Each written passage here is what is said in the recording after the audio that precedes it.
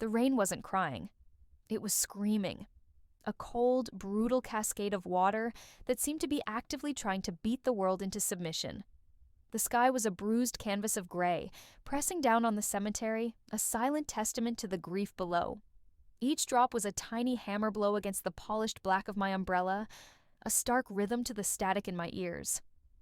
I was numb, a walking, breathing husk. They said it was a car fire, that there was nothing left. No body to identify, just a handful of ashes and the cold certainty that the son I'd raised, the one who'd taught me how to live again after his father left, was gone. My son, Daniel, 27 years old. My only child, my everything. The priest's words were a muffled hum, a futile attempt to fill the void. I watched the people, a sea of black umbrellas and whispered condolences, but I felt nothing. No tears. Just a profound, bone-deep cold that had settled in my soul the day I got the call. And then, a vibration in my pocket. A small, anachronistic buzz against the weight of a world collapsing.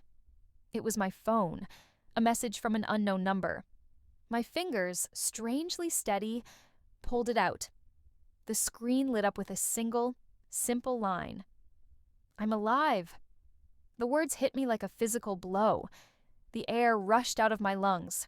My heart, dormant for days, jolted to life with a frantic, desperate rhythm. Then, a second message appeared. Don't trust her. Not a word. Her? Who was her? My mind, a frantic scramble of disbelief and hope, couldn't process it. My hand trembled. The phone felt like it weighed 1,000 pounds. And then the name on the screen changed. Unknown number became Danny. The same name I'd saved on his very first flip phone when he was 13. The same name that, for all these years, had represented my greatest love, my greatest joy. I didn't hear the final prayer. I didn't feel the gentle hand on my shoulder. I just stood there in the pouring rain, staring at that screen.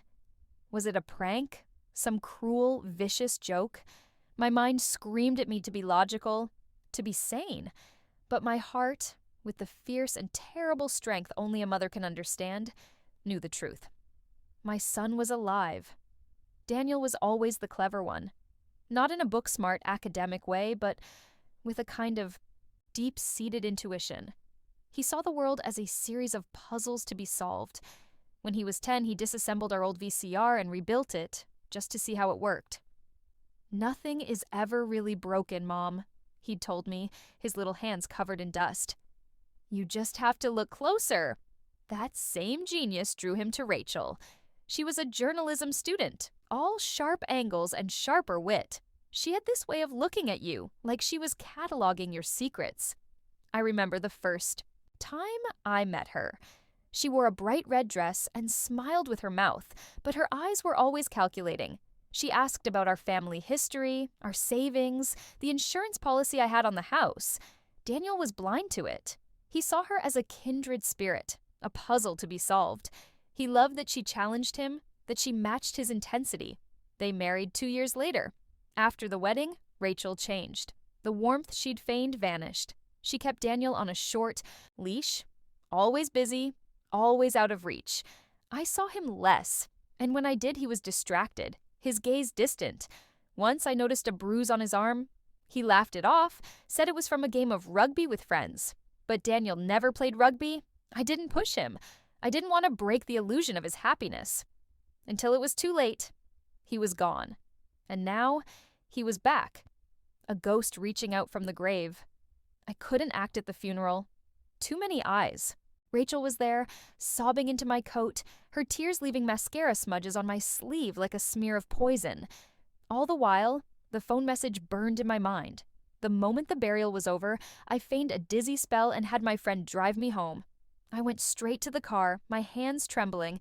I typed a message back. If this is really you, prove it. The reply came almost instantly.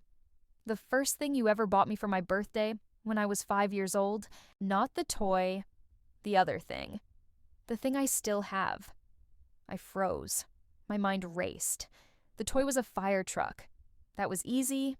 The other thing, a tiny, worn-out keychain with a miniature metal astronaut on it.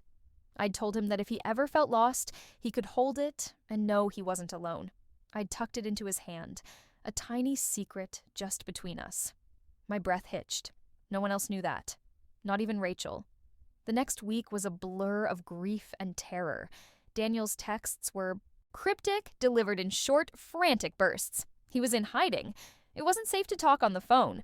Rachel had tried to kill him. She told me it was an accident. The brakes went out. I swerved into a ditch, but then she came for me in the hospital. I woke up with her hand over my face. I had to fight her off. The fire. I barely got out. He sent a blurry photo next. It was him. Thinner, with a scruffy beard and a jagged scar etched across his left temple. He was in a motel room, the kind with peeling paint and stale cigarette smoke. But it was him. My boy. He was bruised and broken, but he was alive. I'll explain everything, Mom. But I need your help. She's watching me. She's watching you. You have to be careful. And just like that, I was back in the role of his protector. The stakes this time were life and death. I started with Rachel.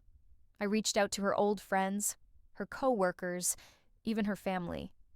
Grief, I'd discovered, makes people talk.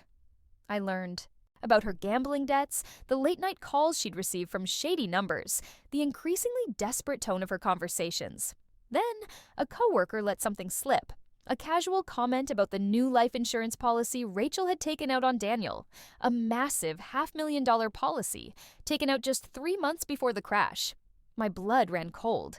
This wasn't a sudden twist of fate. This was a plan. I dug deeper. I found the police report for the car crash. Initially, it had been ruled suspicious. But Rachel had provided a plausible story. Daniel had been depressed, distracted, and had recently been driving recklessly. The case was closed as an accident. But now, with a mother's fierce certainty, I saw the cracks. I reached out to an old family friend, Detective Lennox, a grizzled old cop who'd worked with my late brother. He met me at a quiet coffee shop, his eyes wary. I showed him the messages, the photo, the details about the insurance policy. His face, usually a mask of professional calm, went pale. "Marion," he said, his voice a low whisper, "if this is legit, not only is your son the victim of attempted murder, but someone else was buried in that casket. A complete stranger. A stranger. Buried in my son's name." The thought was sickening, and for the first time since the funeral, the numbness cracked. I went home that night and sat on the floor of Daniel's childhood room, clutching my phone. I saw the ghost of the little boy who used to build pillow forts in the living room, the teenager who used to talk to me about his fears and dreams. I wept until I couldn't breathe. The tears a torrent of fear, anger, and a love so profound it hurt. What if this was all a lie? What if I was being played? What if I was losing my mind, chasing a phantom? My phone buzzed again. "Meet me. 1 hour. Motel 39, off Highway 8. Come alone. I have to explain everything. Please, Mom." The motel was a relic, a sad monument to forgotten highways and broken dreams. The neon sign for motel flickered, and the air smelled of damp earth and stale cigarettes. I parked under a broken light, my hands shaking on the wheel. Every fiber of my being screamed at me to turn back. Then, from the shadows, a man emerged, a figure with a hood pulled low, a subtle limp in his walk. He moved with a familiar purpose. He stopped, and slowly he pulled down his hood. My heart, which had been a frantic drumbeat in my chest, simply stopped. It was him. My son. Daniel. The scar on his temple was real, a jagged line that told a silent story of violence and survival. He was thinner, his eyes weary, but it was him. He wasn't a ghost. He was flesh and bone, and everything I had prayed for. We embraced like two people who had been drowning for weeks, holding onto each other as if we could somehow steal back the time we'd lost. "I had to make her think I was dead," he whispered, his voice hoarse. She was never going to stop. I found out what she was doing. I told her I was going to the police. That's when the threats started. The accidents. The little things that started to make me question my own sanity. That night, in the privacy of that small, forgotten motel room, he told me everything. Rachel wasn't just a journalist. She was a front for a money laundering operation, a shell company hiding millions in illicit transactions. When Daniel discovered the truth, he tried to confront her. Her reaction was swift and terrifying. She gaslit him, manipulated him, and finally, she tampered with his car. He'd survived the crash, but barely. He'd woken up in a hospital room, groggy and disoriented, to see Rachel standing over his bed, a cold, empty look in her eyes. He feigned unconsciousness, and when she left the room, he slipped out. With the help of a friend, he faked the rest. The fire, the recovered remains, the identity.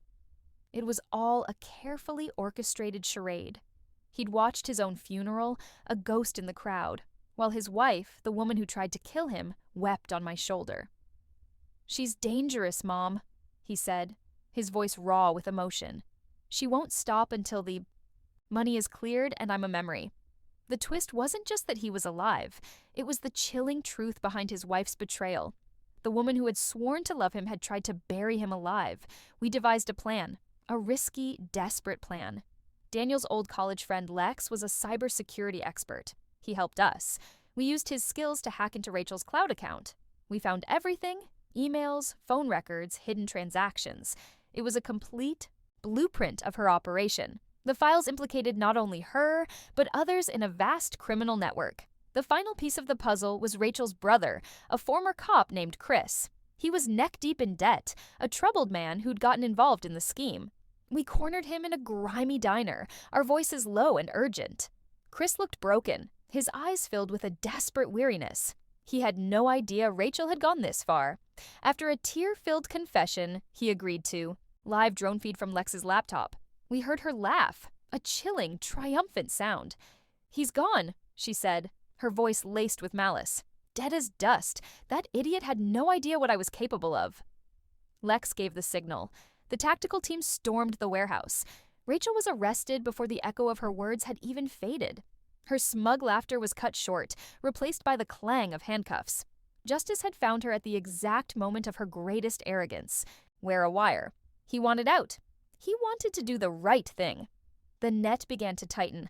The climax came in a cold, desolate warehouse down by the docks. It was a cinematic cliché, but real life often imitates fiction.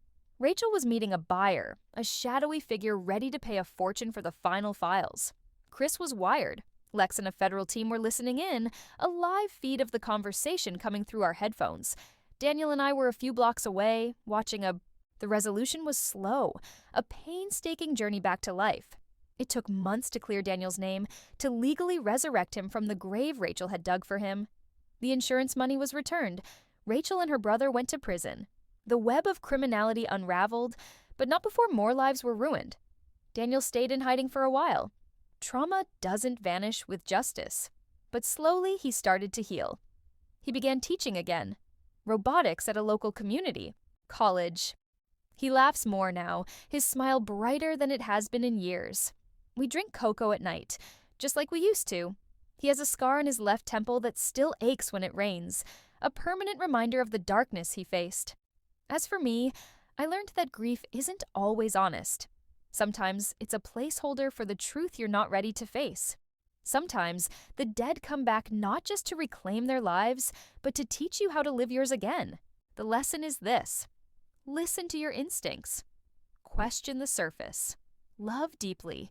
And never, ever underestimate the strength of a mother's love. Because when the world tried to bury my son, he sent me a text, and I dug until I found the truth.